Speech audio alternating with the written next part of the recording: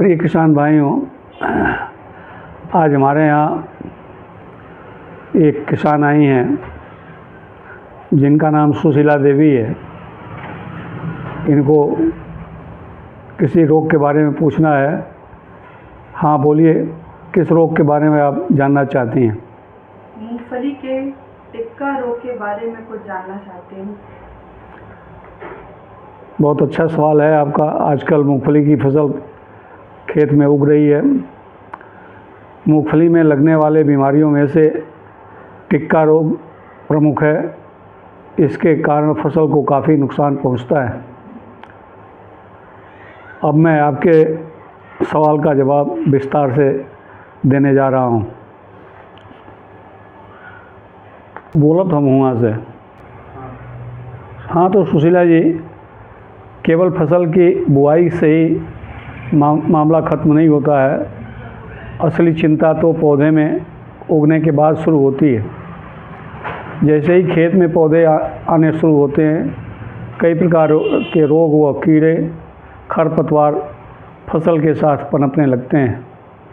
यदि इनका समाधान सही वक्त रहते नहीं किया जाएगा तो फसल बर्बाद हो सकती है, जिसका खामियाजा आप किसान भाइयों को झेलना पड़ेगा।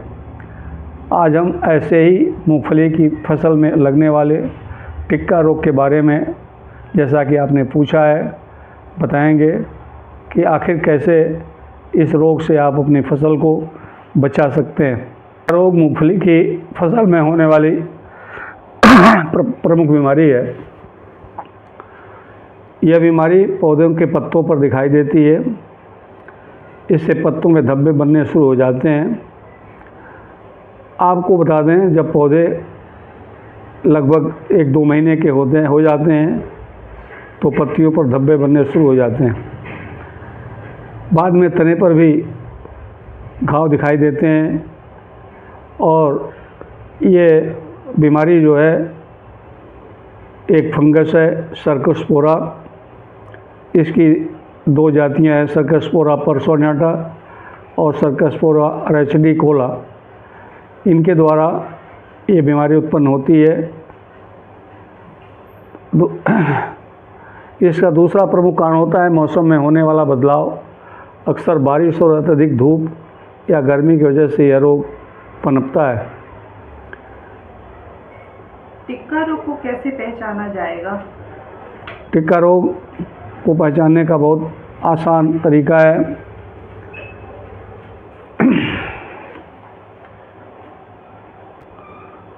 आपको बता दें कि टिक्का रोग से पौधों को काफ़ी नुकसान पहुंचता है।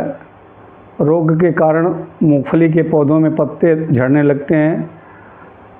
यहाँ तक कि 50% या उससे भी अधिक उपज का नुकसान होता है। टिक्का की बीमारी के कारण खेत की परिस्थिति में मूंगफली की फसल बुआई के 45 से 50 दिनों के बाद पछेती पत्ती के धब्बे दिखाई पड़ने लगते हैं। पछेती पत्ती धब्बे गोलाकार होते हैं और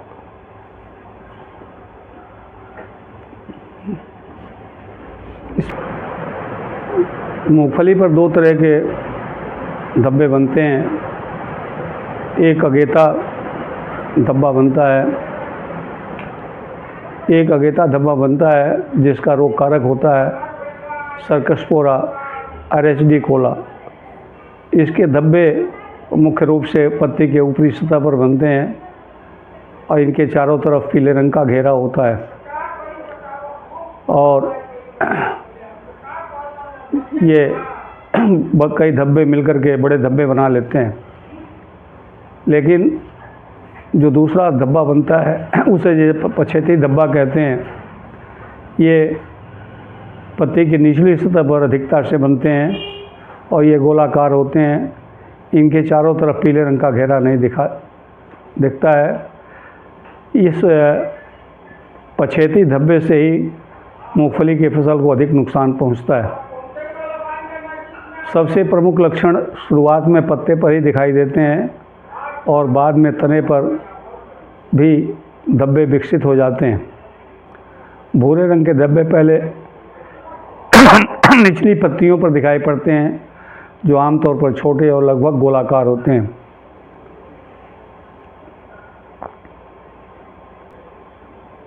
टिक्का की बीमारी किन कारणों से होती है? अभी मैंने आपको बताया, आपने ध्यान नहीं दिया। टिक्का रोग की बीमारी जो है तो फफूंद के द्वारा होती है। सर्कस्पोरा रेचडी कोला, सर्कस्पोरा पर्सोनेटा। सर्कस्पोरा रेचडी कोला से प्रारंभिक अर्ली स्पॉट बनता है, धब्बे बनते हैं, और पछेदा धब्बा सर्कस्पोरा पर्सोनेटा के द्वारा बनता है। और अभी मैं उसकी भी पहचान भी आपको बता दिया कि रेचडी कोला का धब्बा अनियमित आकार का होता है, ऊपर की तरफ पत्ती के ऊपरी सतह पर ज़्यादा स्पष्ट होता है और उस पर पीला रंग का घेरा होता है। और मैंने पछेदा धब्बा बताया कि सर्कस्पोरा पर्सोनेटा के द्वारा होता है, उस पर कोई पीले रंग का घेरा नहीं दिखाई पड़ता है, लेकिन ये बहुत अधिक संख्या में बनते हैं और फसल को इनसे ज़्यादा नुकसान पहुंचता है।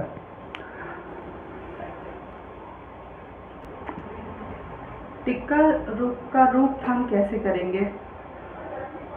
ये तो बहुत ही आवश्यक है। किसी भी रोग का यदि रोकथाम नहीं किया जाएगा तो बीमारी बढ़ती जाएगी और फसल को नुकसान।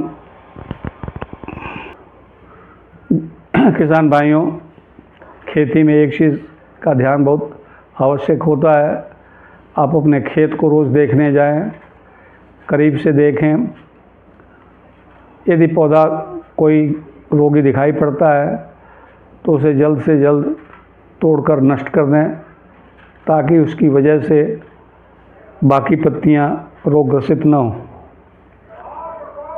सूडोमोनास फ्लोरोसेंस के आधारित पाउडर फार्मूलेशन के साथ प्रतिरोधी जीनोटाइप और बीज का उपचार विकसित करने से पत्ते के पर टिक्का रोग की पनपने की संभावना कम हो जाती है। ट्राइकोडर्मा विराइड 5% और वर्टिसिलियम लेकेनी 5% का छिड़काव टिक्का रोग की गंभीरता को कम कर सकता है। ये दोनों जैविक उपाय हैं और आपके मूंगफली में कोई नुकसानदायक केमिकल नहीं रहेगा। मूंगफली आपके खाने लायक रहेगी। खरीफ के फसल में और भी उपाय कर सकते हैं, जैसे नीम के पत्ती का अर्क 5%, मेहंदी 2%, नीम का तेल 1%, नीम की गिरी का अर्क 3% का छिड़काव यदि हम पानी मिला के करें तो प्रभावी ढंग से इस बीमारी का रोकथाम हो सकता है। इसके अलावा कुछ रसायन हैं, जैसे हेक्साकोनाजोल 0.2%, कार्बेंडाजिम 0.1%। उसके साथ आप चाहें तो मैंकोजेब 0.2%, टेबिकोनाजोल 10.15% और डिफेनकोनाजोल 10.1%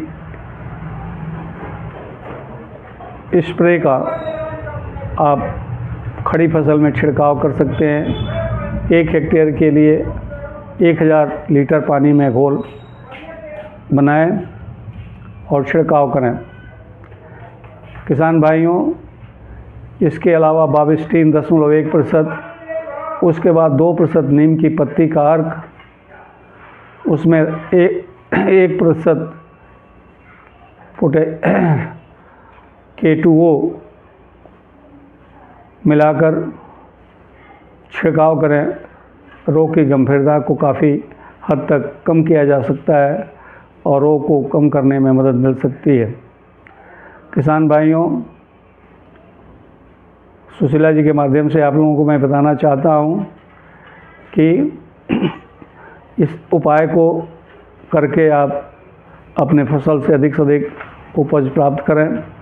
यदि आपको ये वीडियो अच्छा लगा है तो इसे लाइक करें, सब्सक्राइब भी करें और लोगों को बताएं। उम्मीद करता हूँ ये ज़रूर आपके फसल की उपज बढ़ा देगा।